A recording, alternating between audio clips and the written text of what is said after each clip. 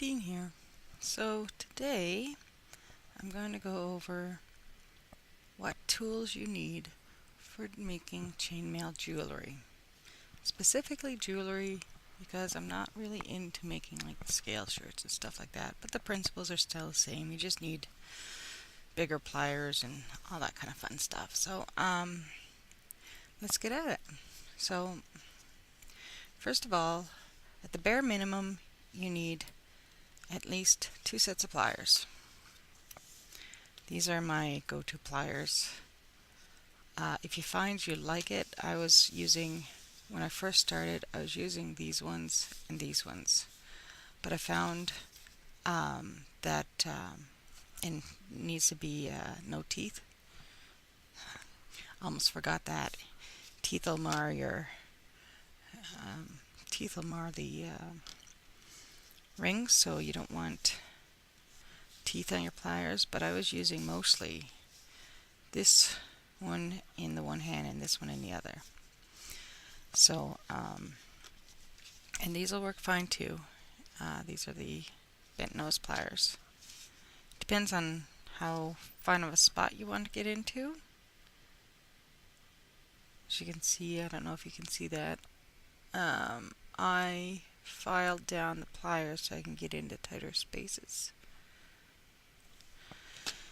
But anyway, so that's at the bare minimum you need 2 sets of pliers. And that's pretty much it for doing jewelry. Now, I did get a jump ring tool, and this is, you wear it on your ring finger and it makes it easier. You use the 2 in conjunction instead of a pair of pliers in your hand.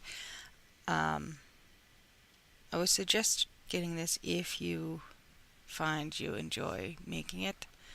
Don't bother if you're only going to be making a little bit of jewelry. And also, you'll need to use the, where is it? There it is. You'll need some findings. This is just some, This is just some clasps and earring hooks, and then some other clasps. So you just need some findings for whatever you're going to make, of course. And of course you need rings. So what we've got here is all kinds of rings that are available. I'm sure there's probably more since I made this, but this is all enameled copper in the colors available. Do not take my colors as right. They don't. I haven't quite got my colors correct on the video, so it's not quite correct. So, but there's titanium. What I suggest is, if you're going to start out, I use stainless steel. I love stainless steel. Actually, it's affordable, and it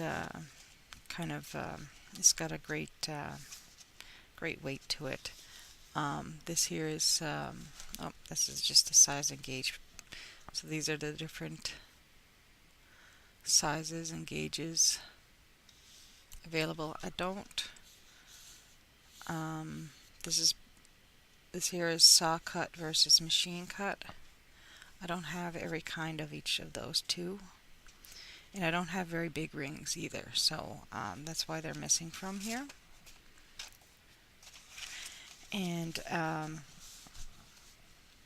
so there's stainless, sterling silver. It's been a while since I made this, so my sterling silver is black now. There's yellow gold filled, rose gold filled, white gold filled, titanium, nickel, silver, copper, aluminum, jewelry, brass, and bronze. I really enjoy using most of these. Personally, I mostly wear titanium and stainless steel and enameled coppers. because I'm allergic to nickel, and even in golds, I'm still allergic to some of the golds. Um, Mostly my ears, my skin's not so bad with it, but I do like the look of the stainless steel and the titanium the best. Copper's great, but you need the enameled copper because um, else it'll tarnish your skin, and nobody really wants that. And then I like the jewelry brass and the bonds a lot too. They're great colors to work with. And aluminum's great. I like the enameled or anodized aluminum. There's some of the colors that I have. It is makes super light. So if you're going to do a big band or something for a bracelet, this is great. It makes it super light. Again, it's not as tough as like if you're going to go with stainless steel, that is super tough. But the bright aluminum, it depends on what you want. So, and then there's also niobium, and has some great colors in that. And like I said, don't go by the colors on my card here. Check out, I get my stuff from the Ring Lord, and I'll have a link down in the description below. And you can get your stuff there. You can go if you just want to try it out, go to the hardware store, buy some um, um, 20 gauge copper wire, and go with that. Make your own rings. I'm going to be doing a demonstration on how to do that as well. But in the long run, it's a lot better to buy it.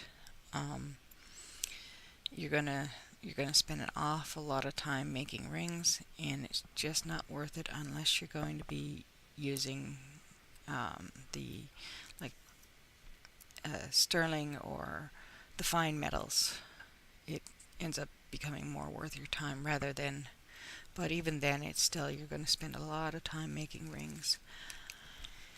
But like here, I get my rings in by the ounce. You can buy them by the ounce at the Ring Lord. And I don't know if I have an exact ounce bag of anything anymore. I just have I just put them all together. I try and buy large quantities of anything so that I don't run out. I've got like a lot of metal. So, and I buy the sterling and rose gold and stuff like that as needed for projects that I am in the middle of. Like here's 20 gauge 5/32, and I got noted on there that they're short. Sometimes they end up being a little bit shorter, like a little bit tighter than others. So, but yeah, that's about it. That's all you really need to get started. You know what? I'm not going to show you with that one because you can't see it very well. Let's try some of these. This is just the bright aluminum, so it's not going to be so heavy on your hard to move. The stainless steel and the titanium especially is very stiff. The thicker the 18 gauge